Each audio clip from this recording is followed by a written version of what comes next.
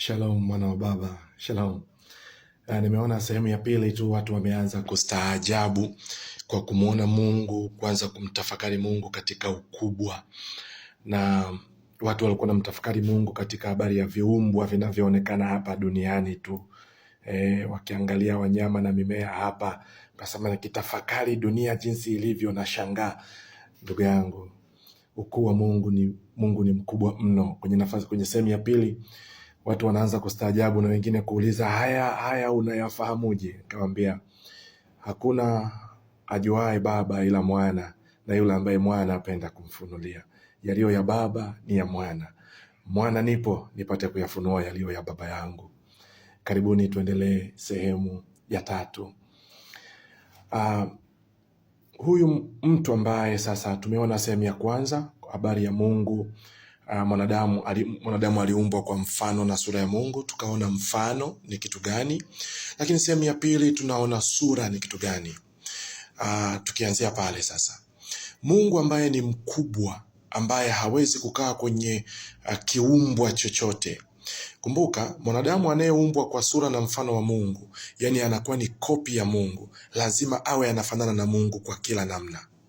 Yani haiwezekani Mungu akamuumba mwanadamu mwili alafu yeye Mungu hana mwili. Haiwezekani Mungu akamuumba mwanadamu nafsi alafu yeye hana nafsi. Haiwezekani, kwa sababu ni mfano na sura, image, photocopy. Hasa photocopy ya kitu lazima kifanane na kile kitu halisi chenyewe. Kwa hiyo Mungu nimesema ni nafsi kwenye sehemu ya kwanza. Nafsi haiwezi kukaa peke yake, haina umbo maalum. Nafsi inakuwa na mwili. Ule mwili ndio roho. Nikatoka hapo tukaja sehemu ya pili tukasema sura. Sura ya Mungu ni umbo la nje la Mungu, anavyoonekana nje. Sasa Mungu ambaye ni mkubwa mno alitaka viumbwa vipate kumuona kwa sura ya nje vinapo mtazama mwanadamu. Yani viumbwa vinapomtazama mtu ambaye ndio mwakilishi wa Mungu hapa duniani, ambaye ata-interact navyo milele. Yani Mungu ata-interact na viumbwa kupitia mtu. Yani mtu atakuwa ni sehemu ya viungo vya Mungu katika utekelezaji. Kwa Mungu atamtumia mtu kama sehemu ya viungo vyake katika kuitawala dunia na viumbwa vyote. Kwa maana popote alipo Mungu, mtu yupo. Kwa Mungu, mtu aliumbwa kuwa na ushirika na Mungu milele. Na Yesu anasema wale ulionipa popote nilipo na wao wawepo.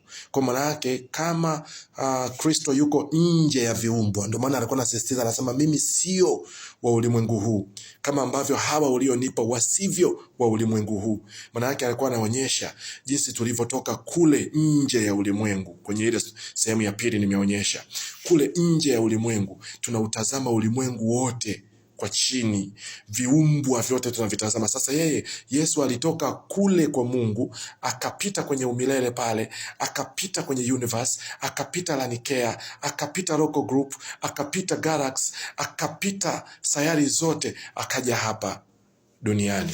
Unaona alikotoka? Ndio maana alikuwa anasema yeye sio wa ulimwengu huu. Kwa maana hakutokea hapa duniani, alitoka kule. Kwa mbele umeangalia sehemu ya pili unanielewa. Alitoka kule kwa Mungu, akapita vile vyote, akaja hapo duniani kwenye sayari. Sasa maana yake sehemu hii ya kwa nini Kristo alizaliwa duniani ndio tunaendelea.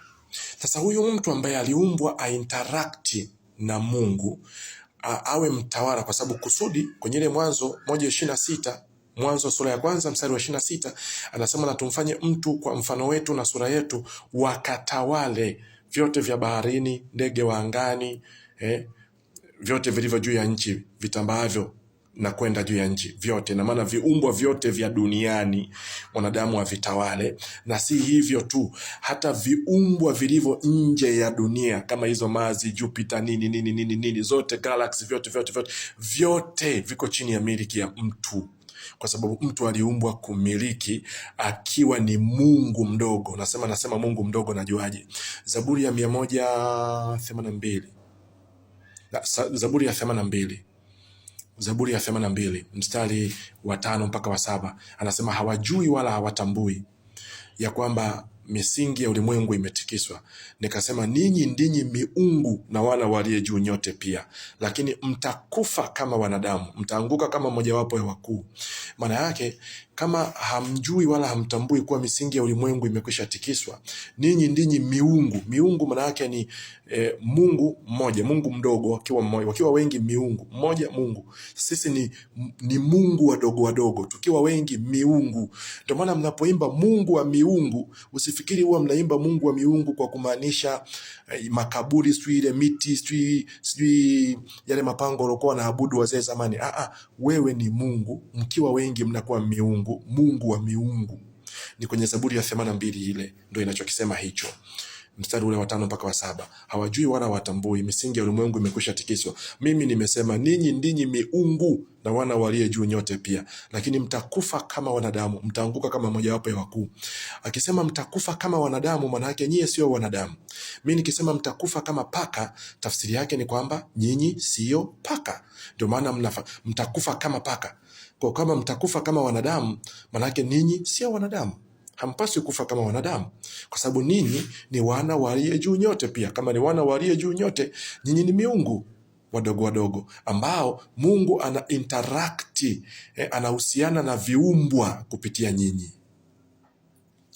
Sasa huyu mwanadamu ambaye aliumbwa ili aishi milele akiwa na ushirika na Mungu, akiwa anavitawala viumbe kwa faida yake, kwa utukufu wa Mungu. Anavitawala viumbe kwa faida yake, kwa utukufu wa Mungu. Huyu mwanadamu baada ya kuumbwa anawekwa kumbuka, ana kopi ya nafsi ya Mungu, ambayo hii kopi iko empty, kwa sababu mwanadamu alivyotolewa ile kopi alizima. Kwa Adamu aliamka akiwa ni mtu mzima, lakini katika utoto. Kwa maana gani? Aliamka, inawezekana alilala, labda alijikuta amelala akaamka, au alijikuta alikuwa tuseme amekaa, sio amelala akaamka akiwa mtu mzima baada ya kupuliziwa ile pumzi. Lakini kwenye ufahamu wake alikuwa empty. Kwa Adamu akaanza kujichakata, kujikumbuka. Kuna muda ambao Adamu alipewa ili kujikumbuka kabla ya kufanya uchaguzi. Adamu alianza kuishi peke yake, kujikumbuka alivyokuwa kwenye fikra za Mungu. Kumbuka, Adamu hakwenda baharini ili kuanza kuwaita wajina wanyama, kwamba alikimbia baharini akaenda akaita, akaja akapaa angani akawaona ndege angani. Adamu viumbe vilikuwa vinapita kwenye ufahamu wake, anavipa majina. Akiwa pale pale Edeni, viumbe vinapita kwenye ufahamu wake, anavipa majina. Kwa hiyo alikuwa, kwa sababu nilikwambia wakati Mungu anaumba, Adamu alikuwa wazo. Moja ya fikra ya Mungu ilikuwa ni Adamu. Kwa hiyo Adamu alikuwepo wakati Mungu anaumba. Kwa hiyo alikuwa akiviona kwa tabia, anavikumbuka kwa tabia, anavikumbuka kwa uhalisia, anaviita. Ndio maana Adamu hakwenda baharini, kwamba aende baharini akachungulia amuone nyangumi aseme wewe nyangumi, aende ziwani amuone samaki aseme wewe samaki. Hapana. Adamu akiwa Edeni, viumbe vilikuwa vinapita kwenye ufahamu wake, kwenye nafsi yake, katika fikra zake. Wakati akipita kwenye fikra sasa, ndio anakumbuka wakati vikiumbwa, kwa sababu alikuwa kwenye wazo la Mungu wakati kabla yeye hajatoka. Kwa hiyo alishiriki uumbaji wote. Adamu alishiriki uumbaji wote, kwa sababu uumbaji wote ulikuwa ni project ya kumleta Adamu duniani.